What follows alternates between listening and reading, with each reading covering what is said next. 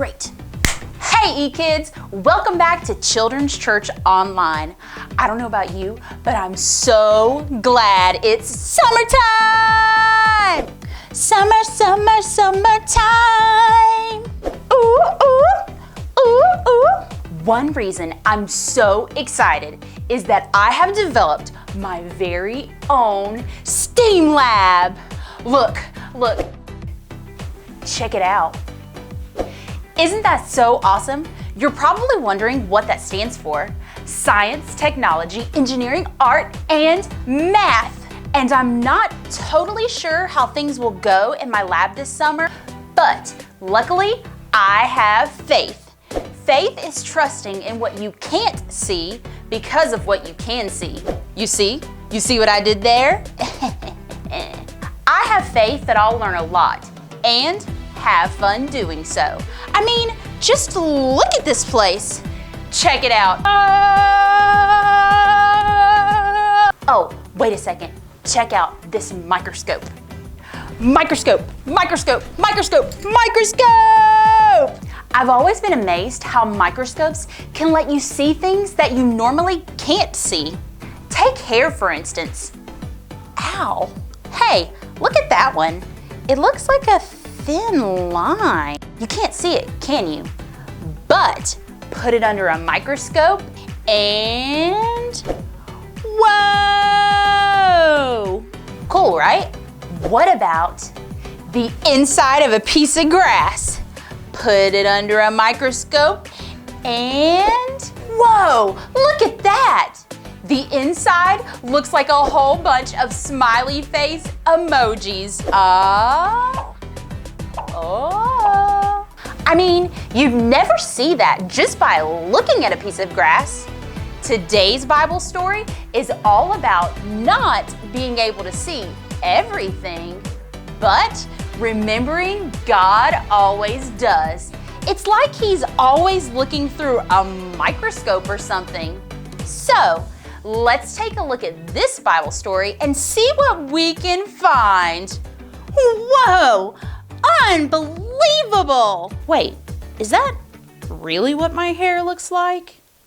The Bible. It's 66 books of history, stories, letters, and poetry that fit together to form God's one big story. The epic adventure of how He created us and loves us so much that He made a way to rescue us.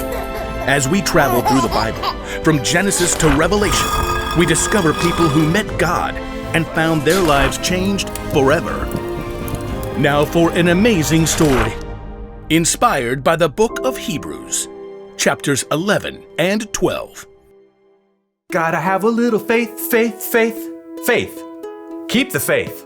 Take a leap of faith. You know, a lot of people toss around the word faith lately. We say you can break the faith or just take it all on blind faith.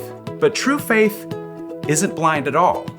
It's much more than just an inspirational word. True faith has to do with believing in all the things you can't see because you start with what you can see. Now, we can't see God with our physical eyes, but we can see the stories of people who came before us. They lived in a broken world like we do, but they chose to follow God. They chose to trust His promise that one day He would send a rescuer that would make everything right again. The writer of Hebrews in the New Testament tells us about some of these men and women in God's story. People like Noah, people like Abraham.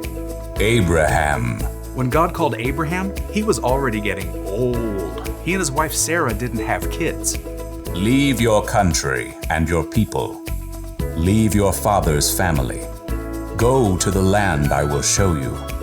All nations on earth will be blessed because of you. God was planning on sending His rescuer as one of Abraham's great, etc. grandchildren. But still, even though Abraham had God's promise, he still couldn't see the one God was sending. Still, Abraham went on a wild adventure, following God's call, and even his descendants, Isaac, Jacob, and Joseph, all chose faith in God. Moses, too, was called by God from the fiery heart of a burning bush. Even though he was raised by Pharaoh's daughter, he chose to stand with his own people and face Pharaoh's anger to win freedom. We read about it like this in the book of Hebrews. Moses suffered shame because of Christ. He thought it of great value. See, when you check out Hebrews, you discover this huge list of people who followed God by faith, so many that the writer just stops trying to list all of them. Oh, but we can't forget Israel's most important king, David. Get up and anoint him. This is the one. Even though God had promised David would be king, though, David spent years on the run from King Saul, fearing for his life. Still, he chose to trust God. The Lord is my shepherd. He gives me everything I need. Now, none of these people in the Old Testament could see with their eyes how God was going to save his people, but they could see how he was working in their lives, how their needs were being met. So they chose to believe in his greater plan. They chose faith. Faith is being sure of what we hope for. It is being sure of what we do not see. That is what the people of long ago were praised for. Now, here's where the story turns. In Hebrews, we discover that none of those people in the Old Testament received what God had promised here on earth. That's because God had planned something better for us, so they would only be made perfect together with us. God's plan includes all of us from the very beginning of creation. So at just the right moment, at the perfect point in time, God sent his rescuer, the hero, his very own son, Jesus. Jesus showed us how to live. He showed us what God was like, and he told us the most important thing. If you love one another, everyone will know you are my disciples. Love God, love others. It's the heart of the whole story. But then, Jesus was killed, and his friends thought the story was finished. Period. Dot. The end. Until God raised him back to life. Jesus has defeated death, and those who follow him can live with him forever. But how do you follow someone you can't see? Well, that brings us back to faith. Let us keep looking to Jesus. He is the one who started this journey of faith, and he is the one who completes this journey of faith. He paid no attention to the shame of the cross. He suffered there because of the joy he was looking forward to. So think about him. Then you won't lose hope. The early believers, Peter and John and other followers of Jesus, had seen him teach and heal. They saw him after God raised him to life. But after Jesus returned to heaven, the believers continued to live by faith. We have to speak about the things we've seen and heard. Because of what the new Christians in the early church had seen, they could believe in what they could not yet see, the end of the story, where God makes everything right. They kept the faith, and because they did, we can choose faith too.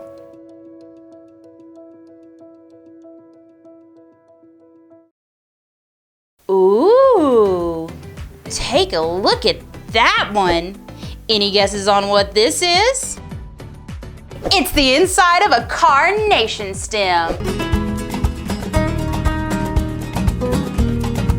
It's amazing how things look so different under a microscope than they do just with our eyes. It makes me think of Hebrews chapter 11. It's where we can look back at all those people in history who had faith in God, even though they couldn't always see how things would turn out. They believed God and his promises. They lived by faith. And you can live by faith too. In fact, having faith in Jesus and what he did for you on the cross is what makes it possible for you to have a relationship with God. Relationship, status, update. Even though we can't see Jesus in person, we can still have faith in him because we can see how he's worked in the lives of people who have come before us. That's the one thing to remember today. You can know Jesus even though you've never seen him. If you want to know more about Jesus and you don't know where to start, try talking to someone who has already put their faith in Jesus. Or you can read the stories in the Bible of people who trusted God long ago. There are lots of things we can see that help us have faith.